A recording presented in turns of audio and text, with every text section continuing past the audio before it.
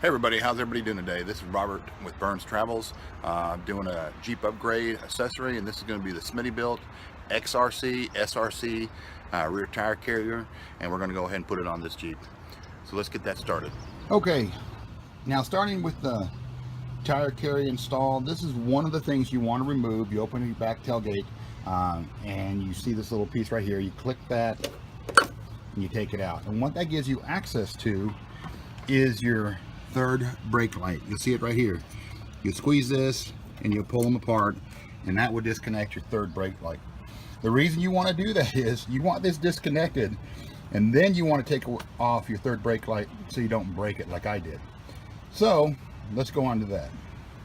Okay, here's your old brake light that you had originally with the Jeep. You take those two screws out because you'll be reusing this whole assembly right here for your tire carrier. So I'm gonna go ahead and do that now. I really can't do it holding the camera and unscrewing at the same time, so we're gonna do that, get back with you. Okay, after you remove your rear tire carrier, this will be one of the first things you put on in this kit. You remove all these bolts right here, okay, and then you'll put it on. So I still got a couple bolts left to do, right here and right here. Then once all those are screwed on, then you're going to take your turnbuckle and put that on, and you're going to put this little mount right here on.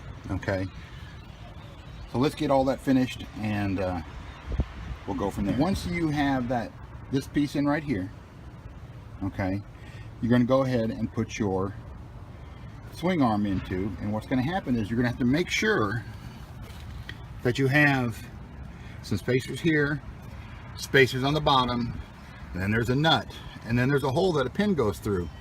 When you put the pin through, you're not going to be able to bend it on the other side. So what you need to do is open the gate like this. The hole will turn, basically the hole will turn like this, and then you'll be able to get it all the way through and actually bend the pin at the end so it splits so it doesn't come out. So make sure you do that. It's one of the things you got to do. And then when you're done with that, then you got to actually do the turnbuckle. You got to come over here and hook this turnbuckle to this piece right here. So we're going to do that. Okay, after you got the turnbuckle connected, you want to adjust it, and these nuts right here will be slid out on each side, and you'll adjust it by tightness. You don't want this shaking, because if you don't go down the road, it's going to be shaking and it's going to drive you crazy. So what you do is you turn this buckle here, because these nuts are out here on each end. You turn it right or left, and it gets it tight. That's what you want. And then once you get it where it needs to be, then you tighten up both of these nuts, this one and the one that's on the other side behind there, really tight against this so it don't come loose. So that's on the turnbuckle. Okay, you take this piece and this piece, and you'll bolt them onto the tire carrier. It's 4 bolts for this piece to go onto this, 4 bolts for this to go through this. It's the same 4 bolts, okay? And then the tire adapter, this has holes for the depth of the tire, and there's 4 bolts for this. Your third backup light is this right here. I broke mine because I didn't disconnect the wire before I took the tire carrier off, so I had to buy a new one. So I got an LED, but it's the same layout that you would do with your stock one. There's 4 screws in the back. You screw them on, put it here, then you take your line that's here. It says in the instructions to bring it through here and back, but you can see that there's not enough room to do that. It won't happen. It won't work, because what will happen is this seal will keep popping out every time you open the door. Now there's 2 ways you can fix this. You can do what I did, run it on the outside and just leave it loose, or something I'm going to do in the future is I'm probably going to cut the 2 wires right here in the middle and add about 4 inches to it on each one, and put another cover over it like this, and then I'll zip tie it to the thing really nice and neat.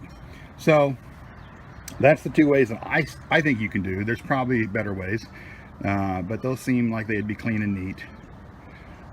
And then these adapters right here, these are actually for fuel tanks, okay, and then your tire. Now, one of the mistakes I made with the tire is that my stock tires do not fit this, and I'll show you why. You see where the stock tires are and the lug nuts are? That needs to be recessed in about 3 or 4 more inches. When you actually get bigger tires, your rims will have they will actually go in some, and that will actually fit on this tire carrier right here. So, and then the other thing that they don't tell you is these bolts right here, for some reason, because like I said earlier, I'm not a mechanic, I thought these were the same as the ones on my wheels, and they're not. They're actually bigger. So the problem I have with that is these bolts do not fit on that.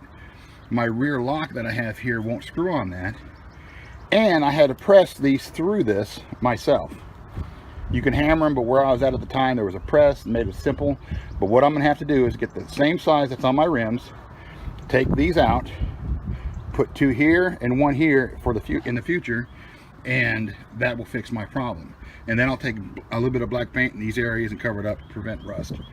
Anyways, that's the tire carrier.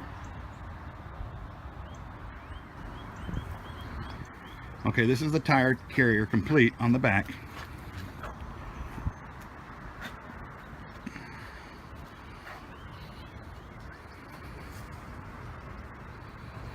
Well, it's done. The tire carrier has been installed.